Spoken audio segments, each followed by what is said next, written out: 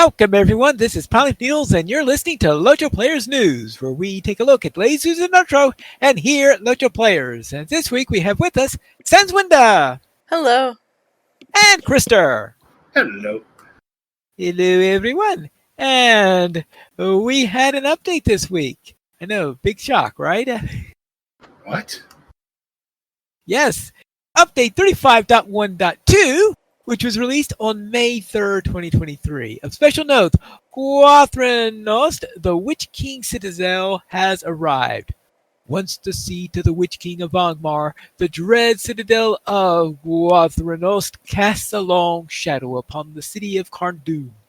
All but abandoned by the stewards of Angmar was deposed. The remnants of the Iron Crown have crept forth from the shadows, seeking to master a lost artifact of the Witch King and reclaim dominion over the realm. Players who wish to aid the fight against the Iron Crown should travel to Baalavark in Angmar. Baalavark can be reached via the Stable Master at Estilden, Gothforthnir, and Rivendell. Baalavark can initially only be accessed via Stable Master routes. Travel skills are also available for barter from the stewards of the Iron Home. And Guathrenost, the Witch King Citadel, is a new 12-player raid, 4-player level 140, set in the reimagined Carndun. The raid will be available in Tiers 1 and 2 on Wednesday, May the 3rd. That means that was available this week. And Tier 3 unlocks on May 10th, starting at noon. And Tier 4 unlocks on May 24th at noon. And Tier 5 opens at noon on June the 7th. So leading and charge deeds for the raid is available to earn until 3 a.m. on September 7th, 2023. So, do you have any comments on the raid, Krister? I do. It was, well, first of all, it was just awesome that the raid's out, frankly. So it was awesome that we were able to do it. But what I really appreciated last night was that we actually had somebody in there that had done it, and so gave us supporters. So far, I've liked it. I liked the mechanics. The mechanics weren't, on the first two bosses, weren't that bad. And I think I feel like you felt the same way, because I think our tanking was, since you and me were tanking that, I think we did pretty good with the getting into kind of not having to necessarily say swap, but we kind of got into that rhythm of going back and forth with the aggro. Back and forth, back and forth, back and forth. And mainly because it was chaos, too. I mean, it was just... Yeah, it was a really chaotic one, and I don't think I've ever done that chaotic of a tanking before. At least not successfully. Honestly, that's kind of that's the best circumstance to do. So that's, it's so funny because Ploy always gives itself a hard time. We're very self-deprecating as a group, but we've had that happen so much that's when we start performing the best, is when everything is chaos. That's when Ploy can really rise to the occasion too. And so that's what was kind of cool, because I could tell that Kaz, who was giving us all the advice, he was actually like, oh wow, you guys actually did that. It's like, yeah, we are raiders. I mean, we do raid. Yeah. We just haven't raided. Well, the Ploy people might be raiders. I'm not exactly. Well, and there was the other guy. There was one other guy that hadn't raided before, and it was so funny. I was laughing listening to him, like, what are we doing? What do I do here? What's going on? It's like, just go with the flow. It's Yeah. Yes, it so happens that since we were short a little bit, I decided to go and see if there was how many people were in the Mythgard group, at the top level Mythgard group on there, and apparently so few showed up for Friday Night Fights that there were 3 in the high level group and 3 in the lower level group, and it was perfect. It worked out perfectly for right, us. And so that gave us the number that we needed in order to fill out the raid. Yeah, that was last night was monumental.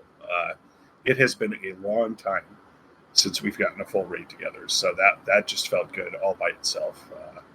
And it was good to see people back. We had all of our regulars, and then of course have the Mythgard people come in too. It'd be a completely beneficial addition to the group, and allowing us to go as far as we did last night was great. So overall, I'm looking forward to doing the raid over and over again now. I know that since we had a positive experience with it last night, I'm hoping that resonates with some of our the additional player base. But I'm hoping that the guys that we did from Mythgard, I'm hoping we'll have opportunities to raid with them again too, because I enjoyed having them along, and I think it's just beneficial all around, And if we could put a raid together every Friday night, and maybe once in a while Mythgard people are in that would be fantastic. So I'm looking forward to exploring the rest. I'm looking forward to seeing. There's a total. I'm sorry for the ignorance on this too. There's a total of 4 bosses in that, right? Not 5. It's 4.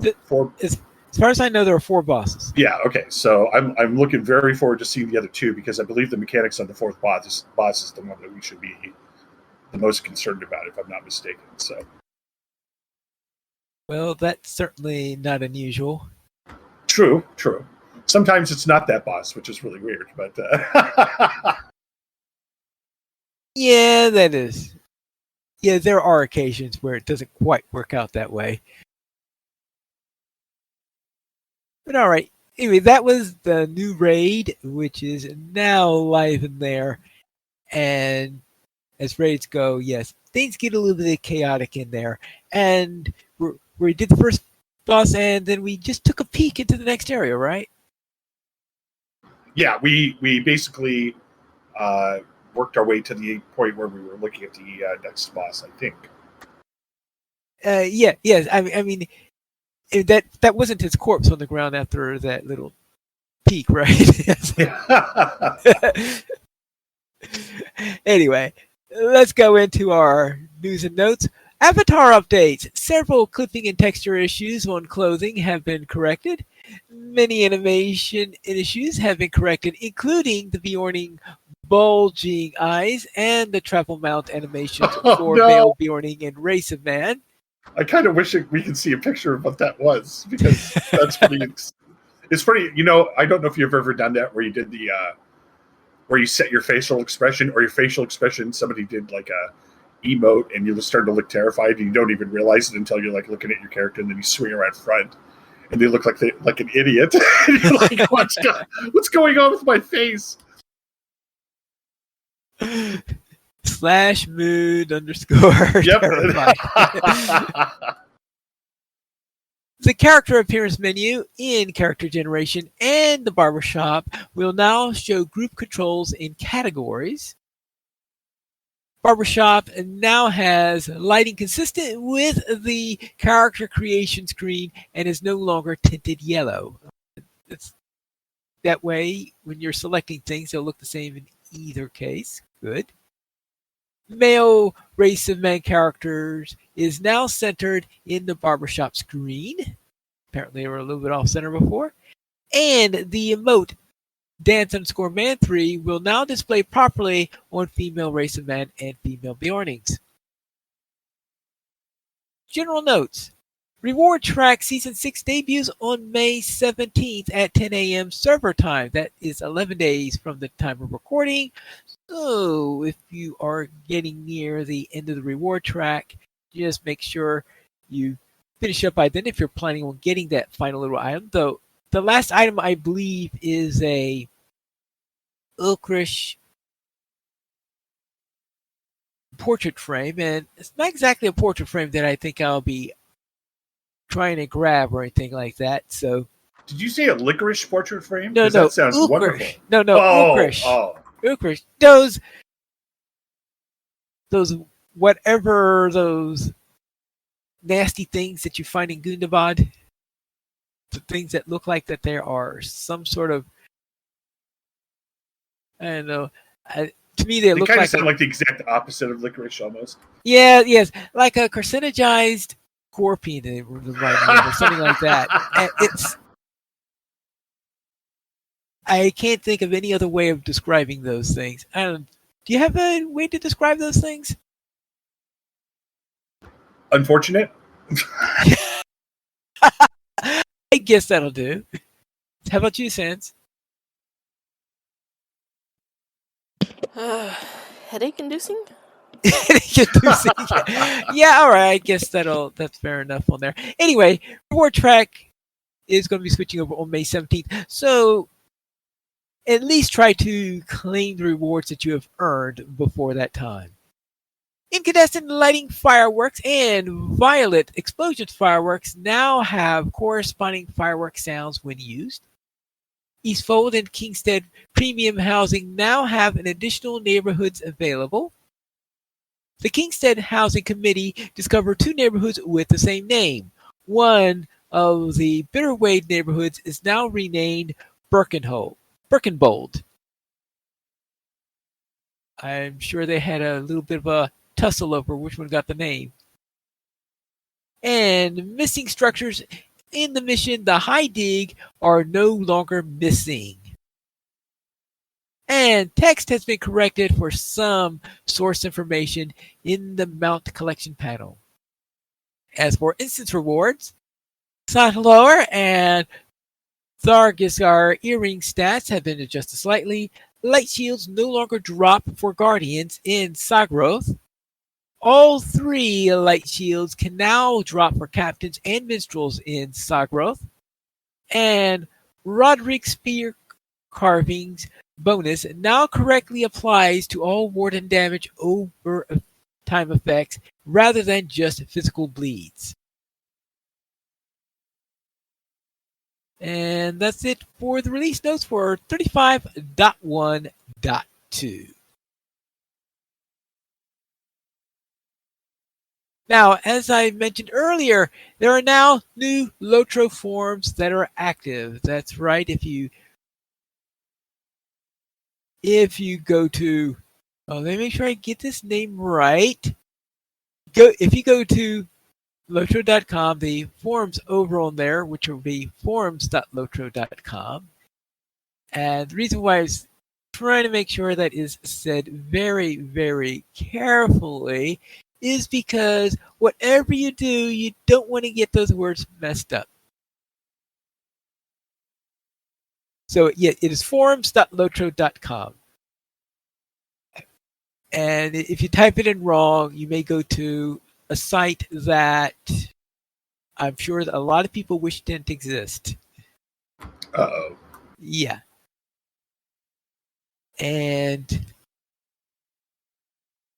so there, anyway, forums over at forums.lotro.com, which are new forums, they have a new layout. They redid it. The old forums have been frozen, meaning they're now read only.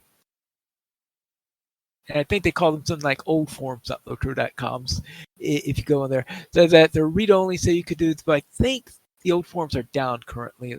So let's see, I mean, there is a message saying, yeah, they are temporarily down, but the intent is to have the old forms available so that they can be read, even though you're no longer able to write to them. So if you needed to get old information or something like that.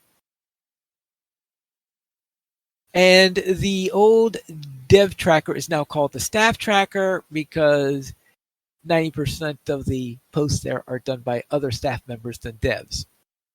Because Cordovan does a lot of them there. And he's not a dev, he's a staff member.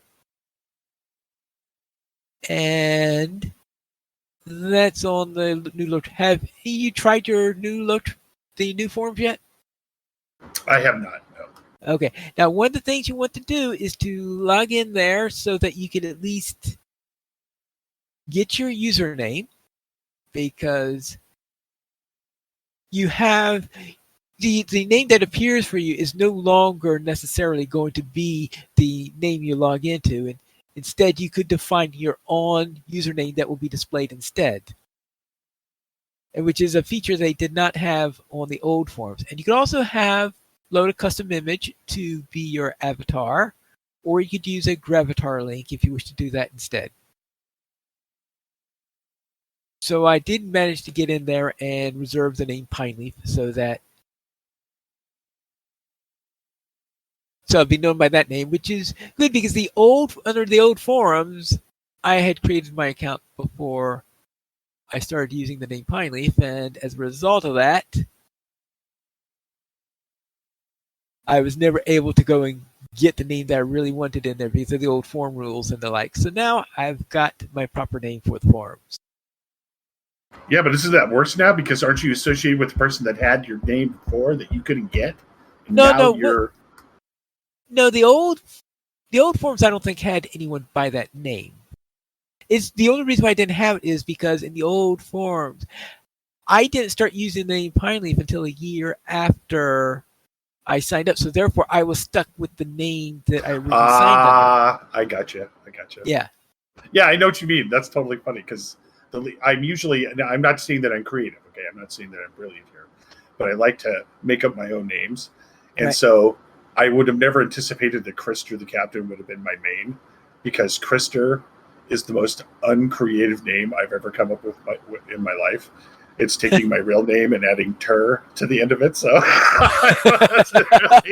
wasn't really the maximum creative endeavor, but that was the character I ended up being my main, so that was really funny.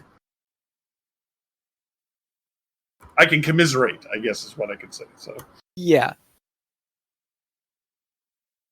And also, Shadowfax has hit the level cap. And of course, you know what that means? That's right. Is that get your character off that server. You get your character off that right, because Shadowfax will be closing on May 31st. And they provided an FAQ on the closure for this. This is pretty much the same information that they had when Honor closed last year. And the Legendary Worlds of Shadowfax will be closing to the public login on May 31st, 2023, with World formally becoming unavailable for login after our regular restart on the 31st. Free characters and shared item transfers will remain available from Shadowfax to any non-legendary game world through August 31st, 2023. After August 31st, 2023, the Shadowfax game world will be closed permanently, and any remaining characters will not be able to be transferred or accessed. Kinship leaders should log in to abandon or sell their kinship houses before May 31st to allow for successful character transfer. Mail does not transfer, so please log into all characters before May 31st to attach any mail attachments, at least any ones that you want. If you don't care about the attachment, I guess you could just leave it there. Now, how long can I preserve my existing characters currently on Shadowfax? Players can transfer their characters to any items from Shadowfax to any other non-legendary world for free using the transfer button available after logging into their game launcher with your username and password. So yes, remember, it is a free transfer off of Shadowfax at this time. Will Shadowfax eventually have its character and account data deleted? Yes, it will. Players will have until August 31st to transfer the characters and shared items from Shadowfax. After that time, characters and items will no longer be transferable. Customer service will not be able to assist players in recovering those characters or items. So if you care about those characters, then move them. If you don't care about those characters, then you don't need to take any action because they're going to go bye-bye.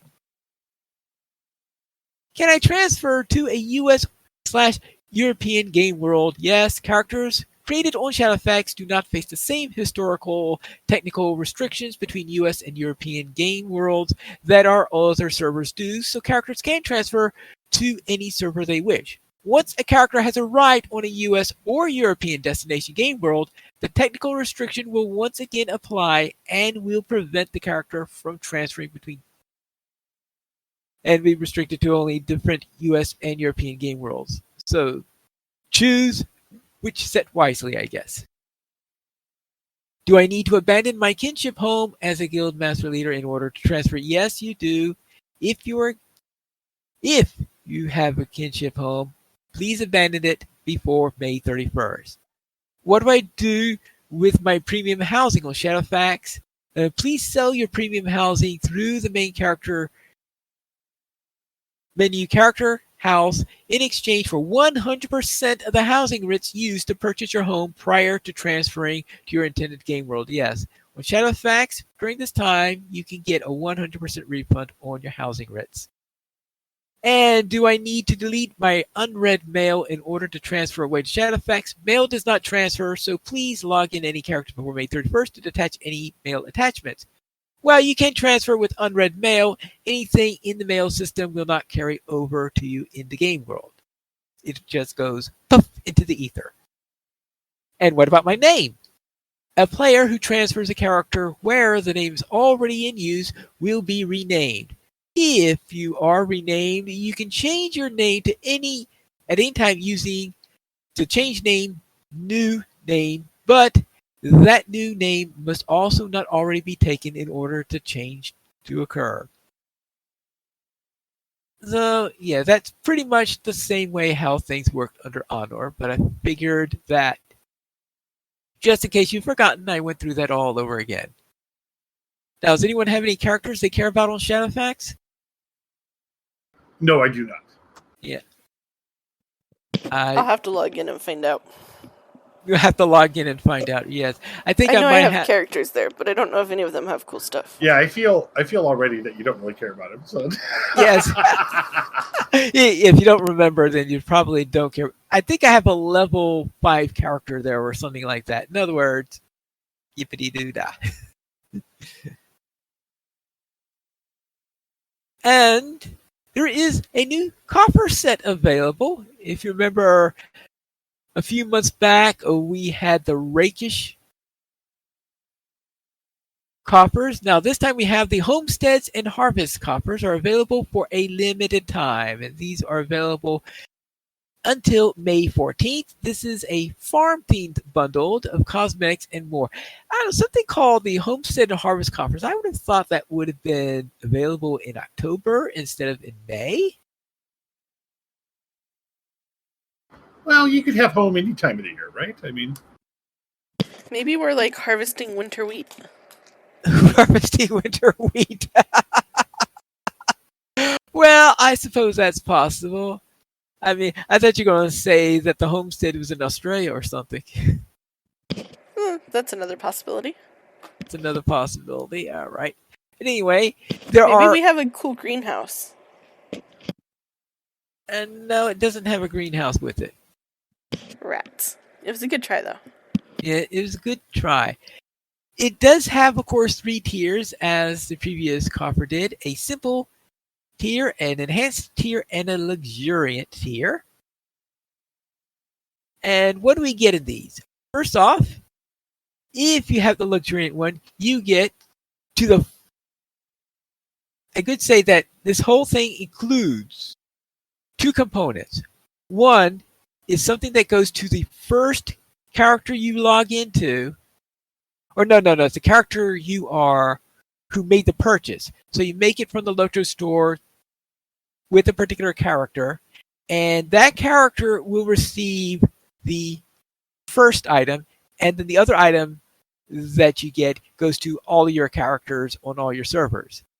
So the item that goes to the character that bought it are mithril coins, and mithril coins go to all of them, but the luxuriant one also includes a large housing decorations carry-all, which is going to promptly be filled up. Yeah. Okay, but you get 500 mithril and a large housing decorations carry-all, and that one costs things like 10,000. I think it's $99.95, but 10,000 mithril. Not mithril, LOTRO points. It costs.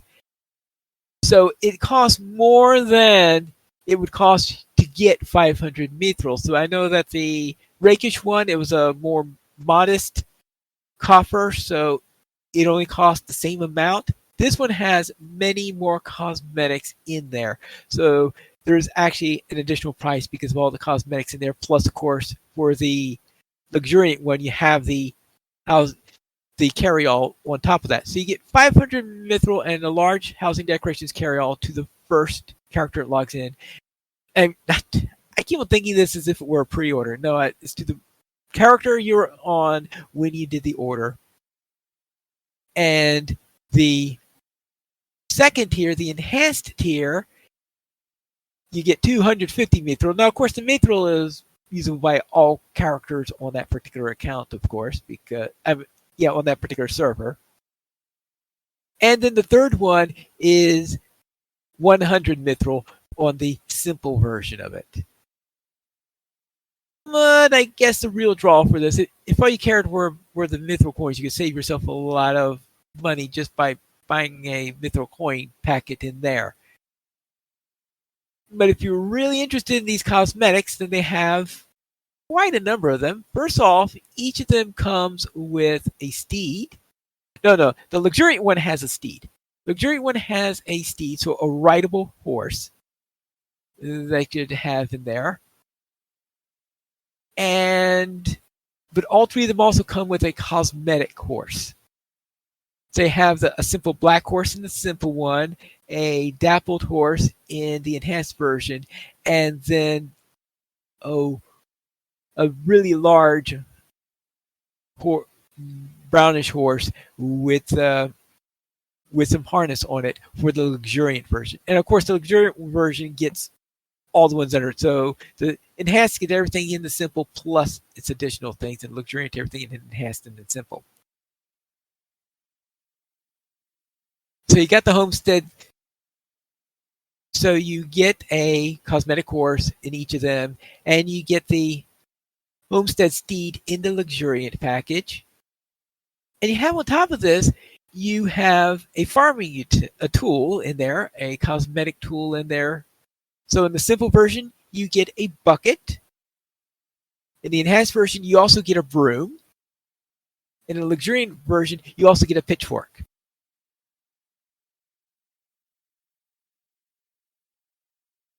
And then I already talked about the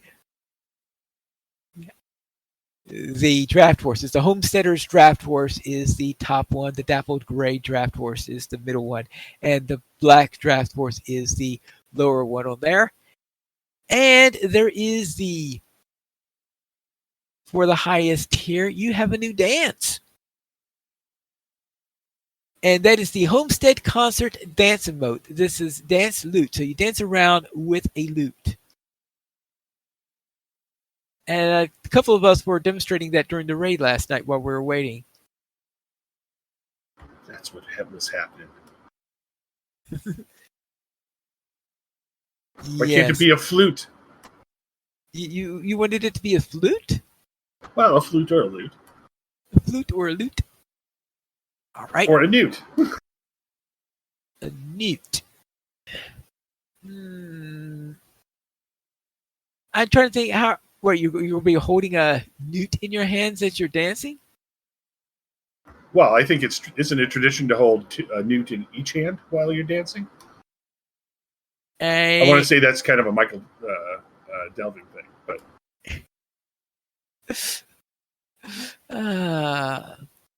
And also, there is a collection of housing decorations that you can get.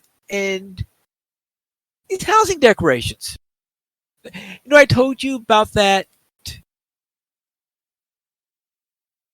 pack that you get, that carry-all for the large housing carry-all, and that it's going to be filled quickly. What's going to fill it are the things in this. That's right. That's why they brought it out. It was because they knew. Yes. Nobody has room for this. So. Yes. Like, you get in there. All right. You get a farmer's title. All right, fine. So a new title you went for a farmer. Okay, that makes sense. So you also get vegetables and crops and an adorned stable.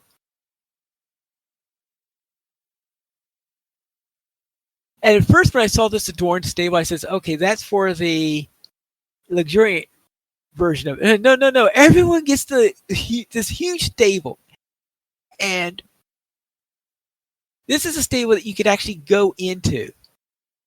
So it's open in there, so you can all go through in there. So it's a full structure in there that fits in your yard. And the strange thing about it is that I was expecting it to require a humongous or an enormous outside hook. Oh, no, it just takes any out. If I read it correctly, it takes any outdoor hook. Just plop it onto an outdoor hook, and woof, you got this big barn in your yard. Yeah, I've seen them put up those like commercial sheds really quick. Yes, See that? All right. So you've got that, and you get this adorned stable plus crops and vegetables, and I think those crops and vegetables are huge because I tried opening up the crops one, double clicking on it. I had something like 15 slots open in there. It says, "Sorry, you don't have enough space for this." Oh, that's scary right there. Yeah. So apparently these crops and vegetables, they are. It's each crop and vegetable is apparently an individual decoration. So that is going to be huge on there.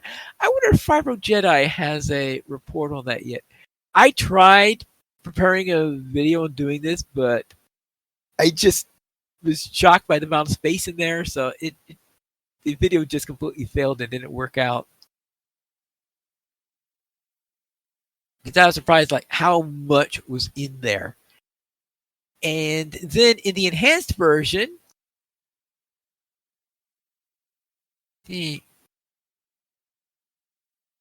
looks like it's the same housing decoration. So the housing decoration seems to be the same for all of them. All right. But in the luxuriant version, you also get some decorative tools and decorative supplies on top of the crops that you get for the other two levels.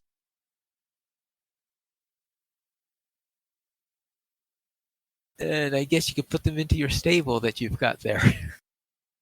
And so you have things like a haystack and a table, a couple of barrels.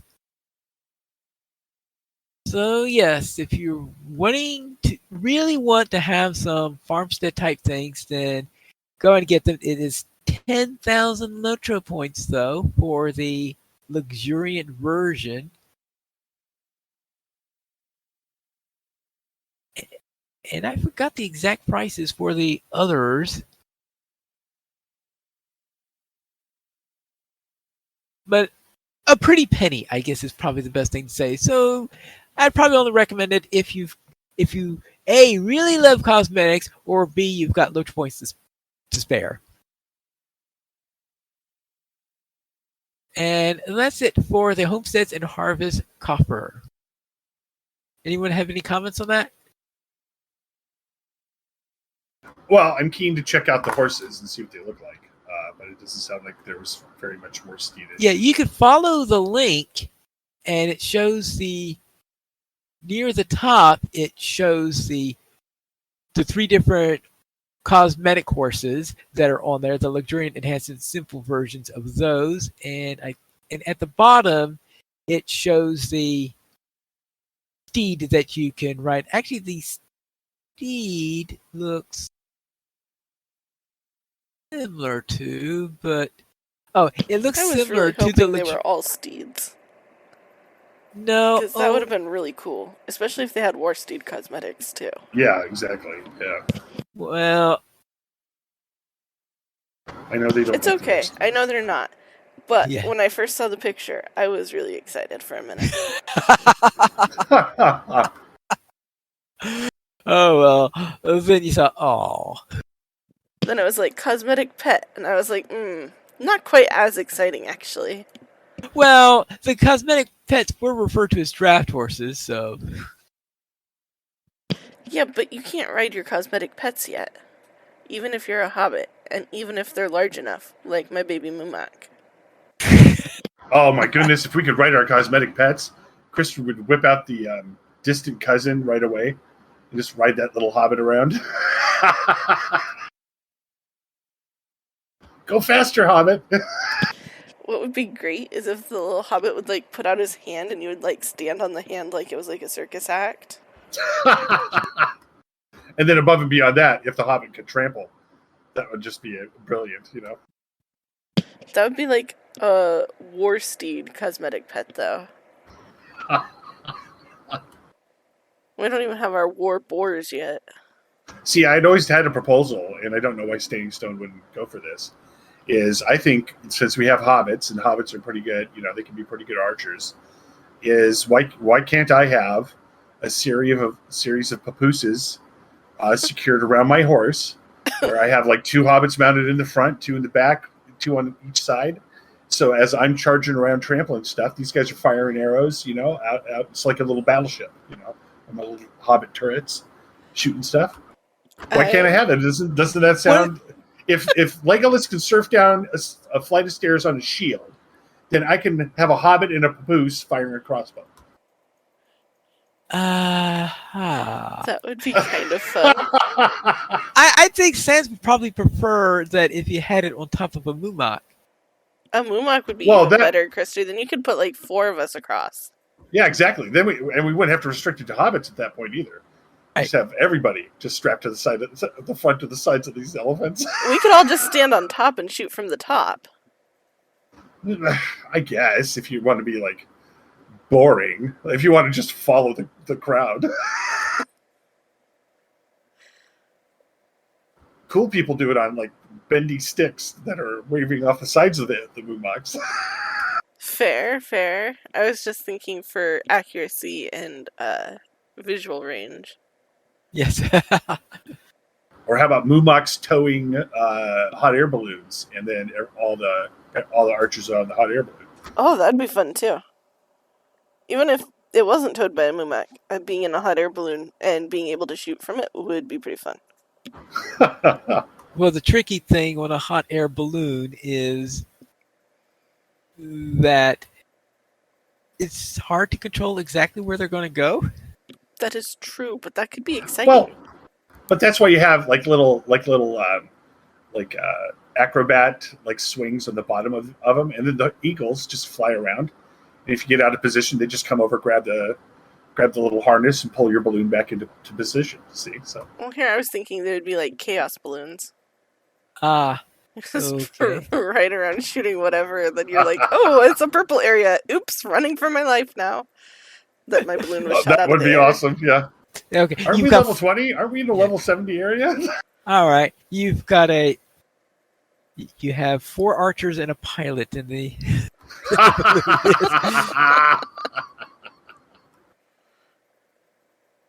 All right. But that would be pretty funny to actually see if they ever would be weird enough to implement. We could have like a ground cheese crew too. Yeah. The cosmetic pets, it's just hysterical to think about which ones could be ridden and not, you know. That is true. How would that look? Head on to another post around the Palantir private preview program. So they have posted the recommendations and requirements. Well, I have a feeling that the reason why they did a post on this was because of the new forms, so that they would have a new thread started over here. And they might have also decided that this is a time where they're getting ready maybe to review applications again. So in here, they have the requirements in order to participate. If you wish to join that program, you can think of the Palantir program as being an alpha stage for testing everything, and that Bulwer is the beta stage. So the Bulwer is a public one, while the Palantir program is alpha, and in addition to that, the Palantir program has an NDA associated with it. You're not supposed to tell people if you are in that program. And so it all talks about how it works, what to consider when applying. For example, do you actually have time to do it? Because they do tend to have an intense schedule when things are on Palantir. And because of that intense schedule, if you don't have time to be able to play under that client and to be able to provide feedback to the developers on the items that are in there, then it might not be something for you. And then after that, there is an FAQ where they answer various questions that you may have on it.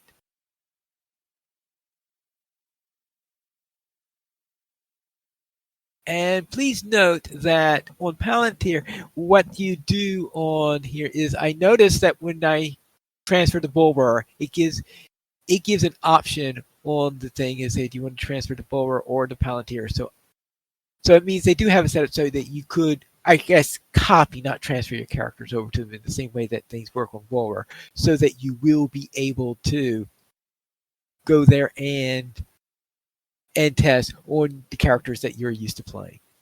All right, so that is the Palantir program. And if you send in the application, every once in a while, what they do is they review the applications, usually after several months of accumulating. And once they review them and see which of them have it, because they try to get a variety of different types of players in there instead of all players being the same thing. So if 24 people do it and they all say that they're high-end raiders, they're not going to take all 20, and that there are a lot of other people who are others. They're not going to just take the raiders. They're going to try to take a number of the raiders, and also take a number of relatively inexperienced people and the like. Some casuals, some hardcore, and stuff like that. That way they get a variety of opinions on anything that they have in there. All right. And that's it for our news this week. So let's head into our store sales. Sans, what's on sale this week? Okay, before the stuff that's on sale, Sam pointed out in chat that if we had hot air balloons, then Goblins would probably also have a version of hot air balloons. And we'd have Goblins in hot air balloons attacking by dive bombing, carrying fire pots. And I think that would be really great, especially in the Misty Mountains. Well, and I never even thought of this possibility And that one can't. until that was mentioned. Is you have goblins, flocks of goblins flying around in the sky. You could have a synth pop group called Flock of Goblins. That would be great. Okay. We could have paragliders too. Okay. Back to the store sales. This week we have the Homesteads and Harvest coffers available for a limited time through May 14th. We have the permanent... I guess it is also permanent unless you delete it. We have housing carryalls now permanently available in the LOTRO store. That's what I was trying to say. Right. And that's pretty cool because it's a carryall for your account that holds different types of housing decorations, but only one person can carry it at a time. And Friends of Radagast, you can get 20% off select pets and kites, select housing items, and select mounts through May 11th. And your weekly coupon code is a free rally horn with the coupon code RALLYFRIEND, RALLYFRIEND. And that is also good through May 11th. Thank you, Sans. Now let's head into our week in gaming. And Krister, what were you up to? I heard a rumor that you were in a raid last night. Yes, we successfully put a raid together, which hasn't happened in quite some time. And it was due, of course, thanks in no small part to Pine Leaf and the people from Mythgard coming in and filling out our group. So we ended up doing the new raid and successfully completing the first two bosses. What was great about it was getting to the point where we completed the first boss. We were quite proud of ourselves. And then we declared that we'll just take a peek into the next section, but we won't do anything. And then that peek turned into a full-blown clear of everything up to boss 2 and included defeating boss 2 ultimately. So it was pretty funny how that worked out. But what was nice about it was everybody was just in tune with it and really looking eager to do it. So it was really fun last night. We had a blast. So far, the new raid looks really interesting. The mechanics, there were mechanics to it, but what was like we mentioned before, what was really nice about it was just having somebody that had done it before that could give us the pointers on the mechanics, and so that made it, made it easy for us to adapt and ultimately get it, even if we didn't get it the first time. So so that was a blast last night. What was also nice were the runekeepers with Do Not Fall. Yeah, that's it's so. That's why it's still, I as I've said before, I can't get mad at SSG because the change they made makes sense. I understand what they're saying, but it still just stings a little bit not to have the captain's full blown res available in the other non-blue lines. However, what we saw there was a perfect example of when we have people on the ball. We have runekeepers that are playing their Do Not Falls. We have captains that are paying attention with their in-combat reses. We had a minstrel there that is very aware of his in-combat res as well. And so that's what was great about it, was there's points where people are starting to panic or starting to give up. And that's usually when everybody employed just calms down and starts doing their work, because we know that if we just stabilize, get things in order, then the in-combat reses can get everybody back up and running. And so we definitely saw the Do Not Fall and in-combat res giving us advantages last night. The only frustration we had was that one point where we had one of our primary DPSs actually time out because of the res cycle and the Do Not Fall cycles. We just didn't get to him in time, so that was a little bit frustrating. But still, winning out was a lot of fun. And so I'm looking very forward to, first of all, I feel like we're going to be able to get another raid together pretty straightforward. And then it's just looking forward to penetrating further into that raid. So that was Friday night, and Friday night was a lot of fun. And then I've been playing a lot of ESO as well, having my orc fly around, doing vents. It's just been fun. And I've been the problem I have now is just figuring out which outfit I really want to wear, because I have like this Conan the Barbarian outfit where it's like you're just cooling down. It's like a nice calm summer day, and then I have my super fancy Minotaur outfit that looks like he's going to the King's Ball, and sometimes I have to waver between both of those while I'm pulling, out there tanking vents. So that's my biggest thing, is which outfit do I wear to kill people.